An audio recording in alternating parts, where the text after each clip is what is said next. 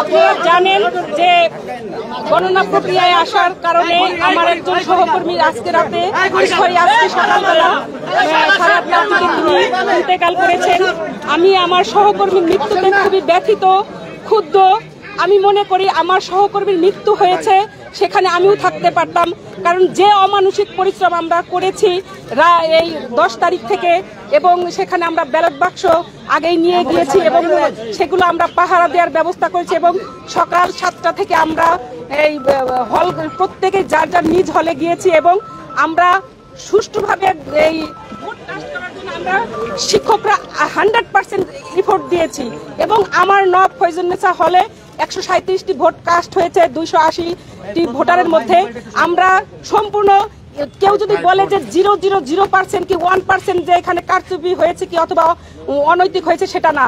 আমি বলবো 100%-এর উপরে যদি কেউ বলতে পারে, সেটা 100% সুষ্ঠুভাবে আমরা ভোট নিয়েছি এবং চেষ্টা করেছি যাতে সেখানে কোনো অনিয়ম না ঘটতে পারে। সেখানে সাংবাদিকরা লাইভ করেছে, দেখেছেন, সেখানে পোলিং এজেন্ট ছিল, তাদের কাছেও আপনারা জানতে পারবেন, ভোটারদের কাছ থেকেও জানতে পারবেন।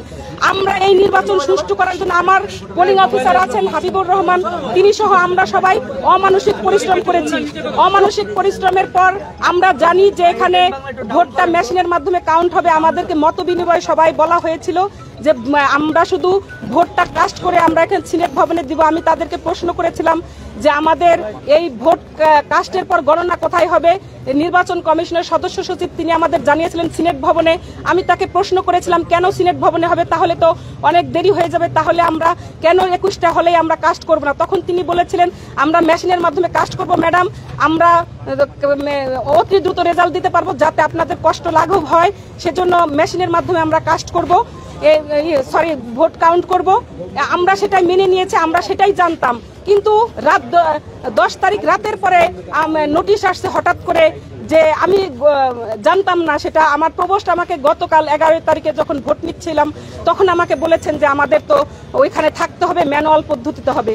যদি ম্যানুয়াল পদ্ধতিতে হয় তাহলে যখন সরে আসলেন তারা মেশিনের কার্যক্রম থেকে, তাহলে ম্যানুয়াল পদ্ধতি হলেই যদি ভোট কাউন্ট হতো তাহলে দেখা যেত যে বিভিন্ন হলে রাত 10টার মধ্যে রেজাল্ট হয়ে যেত। আমরা এখানে নির্বাচন কমিশনে নিয়ে আসতাম, 11টার মধ্যে রেজাল্ট হয়ে যেত। আর 11টার মধ্যে যদি রেজাল্ট হয়ে যেত তাহলে আমার সহকর্মীর মৃত্যু দেখতে হতো না, কারণ তিনি সারাদিন অমানসিক পরিশ্রম করার পরে রেস্টে গিয়েছেন। কারণ তাকেও তো বলা হয়েছে যে আবার কাউন্টিং এর জন্য আসতে হবে। তিনি হয়তো স্ট্রেস নিয়ে ঘুমাতে পারেননি কখন তাকে ফোন দেওয়া হবে, যেমন আমি স্ট্রেস নিয়ে ঘুমাতে পারিনি যে আমাকে কখন ফোন দেওয়া হবে আমার হলের এই ম্যানুয়াল পদ্ধতিতে কাউন্টিং এর জন্য। আমি সারা রাত ঘুমাতে পারিনি। তিনি এই জন্য সকালে হয়তো স্ট্রেস নিয়ে ঘুমাতে গিয়েছেন, তার ঘুমটা পর্যাপ্ত হয়নি, অমানসিক পরিশ্রম, সেটা তিনি তাড়াহুড়া করে এসেছেন। আমি যতটুকু জানি তাকে ফোন দেওয়া হয়েছে, তিনি অসুস্থতার কারণে ফোন ধরতে পারেননি, কিন্তু তাকে গার্ড দিয়ে ডেকে নিয়ে তারপরে তার বাসায় নক করে তারপরে তাকে নিয়ে আসা হয়েছে। এবং তিনি তার সহকর্মী যিনি প্রীতিলতা হলের পোলিং অফিসার ছিলেন, তার সহকর্মী জান্নাতুল ফেরদৌস, তিনি আমাকে জানিয়েছেন যে আমিও সেখানে গিয়েছিলাম। ফারহানা আফরিন দুতি তিনিও এসেছিলেন পোলিং অফিসার, এবং জান্নাতুল ফেরদৌস তারাও এসেছিলেন। এবং তিনি তাড়াহুড়া করে 3 তলায় উঠতে গিয়ে, আমাদের যেহেতু লিফটের ব্যবস্থা নেই, 3 তলায় উঠতে গিয়ে তিনি দরজার সাথে ধাক্কা খেয়ে পড়ে যান তাড়াহুড়া করে উঠতে গিয়ে, এবং সহকর্মী আসলে সম্ভবত তার কিছুক্ষণের মধ্যেই তিনি মারা যান আসলে হসপিটালে নেওয়ার আগেই। যদি কালকেই যদি এই ভোট কাউন্ট করে রেজাল্ট দেওয়া হতো তাহলে আমার সহকর্মীর মৃত্যু দেখতে হতো না, আমাদের কান্না করতে হতো না, আমাদের এখানে এসে আপনাদের সামনে বক্তব্য দিতে হতো না। আমার সহকর্মীর মৃত্যু আমাকে ব্যথিত করেছে। কেন আমাদের সহকর্মী, অনেক সহকর্মী অসুস্থ হয়েছেন। আমি জানি যে চারুকলা বিভাগের কাজী মোহাম্মদ মহসিন তিনি অসুস্থ হয়ে গেছেন, তার সহকর্মীর মৃত্যুতে তিনিও একজন রিটার্নিং অফিসার। তাহলে ভোট কাউন্ট কিভাবে হবে?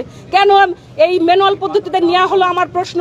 এবং ম্যানুয়াল পদ্ধতিতে নেওয়া হওয়ার কারণে তারপরেও কেন আপনার তাহলে হলে কাউন্ট হলো না? এটা আমার নির্বাচন কমিশন, এটা এই নির্বাচন কমিশনের অব্যবস্থাপনার জন্য আমার সহকর্মী জান্নাতুল ফেরদৌসের মৃত্যু হয়েছে বলে আমি মনে করি। আমি এই মৃত্যুর বিচার চাই, এই মৃত্যুর সঠিক বিচার চাই। বিশ্ববিদ্যালয় প্রশাসনকে এই অব্যবস্থাপনার জন্য দায়ী করছে, এবং আমার এই মৃত্যুর জন্য বিশ্ববিদ্যালয় প্রশাসন দায়ী নিতে হবে, এবং এই জান্নাতুল ফেরদৌসের পরিবারকে তার ক্ষতিপূরণ দাবি করছে আমি, তাকে ক্ষতিপূরণ দিতে হবে। এখনো আপনারা জানেন যে হল সংসদে মাত্র একটি মাত্র ব্যালট পেপারের মাধ্যমে আপনার হচ্ছে হল ভোট কাউন্টিং হচ্ছে, কিন্তু জাকসুতে কিন্তু আমাদেরকে 3টা করে, একজন ভোটারের 3টা করে। তার মানে আমার যদি ধরেন 8,000 হচ্ছে ভোট কাস্ট হয়ে থাকে, তাহলে আমাকে 24,000 আমাকে কাউন্ট করতে হবে ম্যানুয়াল পদ্ধতিতে। এটা কিভাবে সম্ভব? তাহলে তো এভাবে 3 দিনেও সম্ভব হবে না।